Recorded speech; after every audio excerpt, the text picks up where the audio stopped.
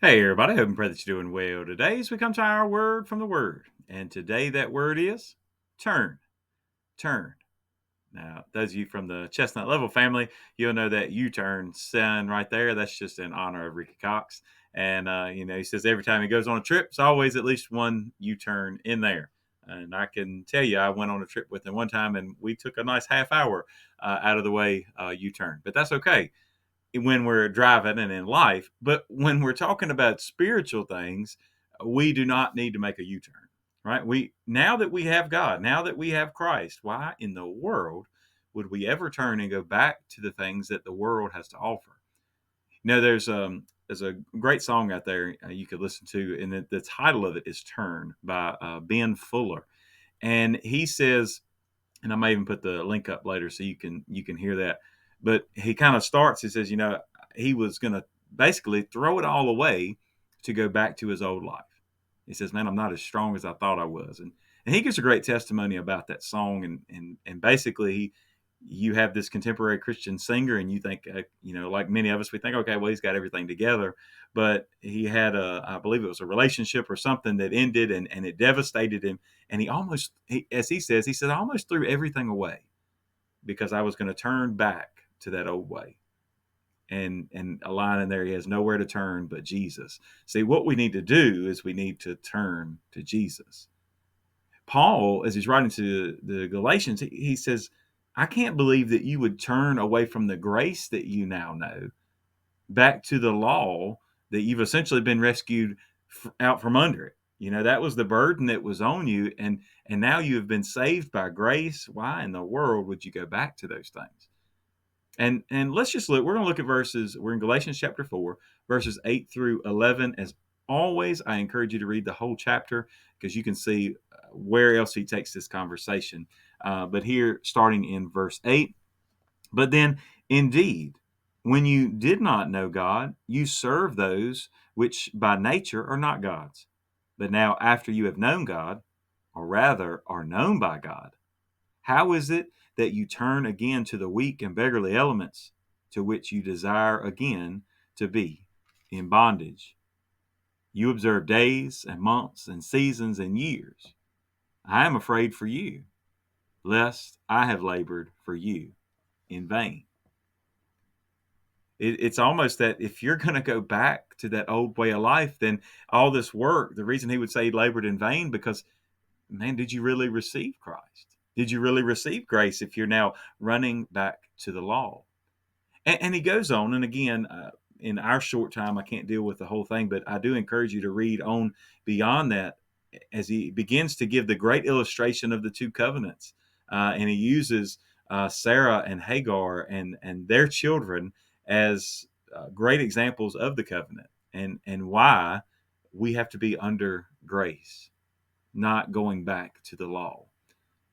It's the legalism that creeps in, the legalism, and even today, the tradition that creeps in to our churches and to our beliefs is, why would you be rescued from all the yeses and nos and then be entered into grace and then decide to go back?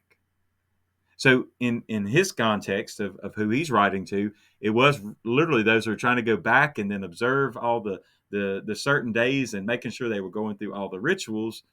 And in our context today, in our lives, it would be the same thing. But look, you've been rescued from the flesh. Why would you go back to it? Don't make a U-turn. Right? It's something after you, he says there in verse 9, after you have known God and or rather are known by God. Now, God already knows us, but it's something different about that to be known by God.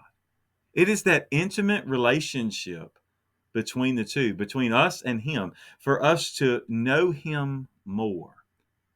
It's something that in Scripture, a lot of times, that as they're talking about a husband and wife, that they know each other. It is that speaking of the physical act many times of a husband and wife, and to think about that same concept of our intimate relationship with God, that we know Him and He knows us.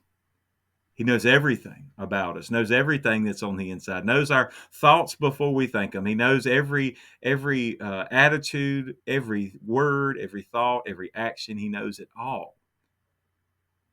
And him knowing that and still giving us grace, why would we spit in the face of grace to go back to the law? Why would we today spit in the face of grace to go back and live a life of sin? Why would we throw it all away? See, if we get to that point where we feel like we have nowhere else to turn, as I mentioned that song, there's nowhere to turn but Jesus. And you know what? That's okay.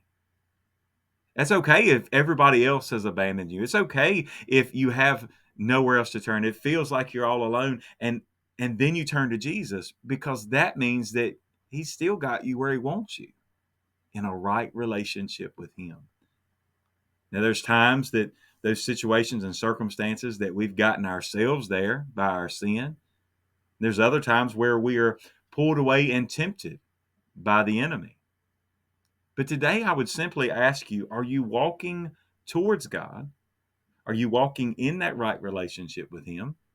Or are you answering those temptations by kind of veering off the path?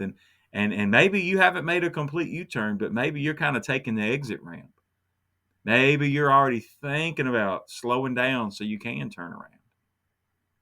Today, I would encourage you. Think about what God has to offer and think about what the world has to offer. We started there in verse 8, and he says, before you knew God, there were all these other things that you thought were your gods. And by nature, I'm telling you, they're not gods. But you were worshiping them, serving them. Today, you're worshiping the one true God. Why would you ever turn away from him? Look at what he has to offer compared with what the world has to offer. And you will see there is no comparison whatsoever. God bless you. And I pray you have a great, great day.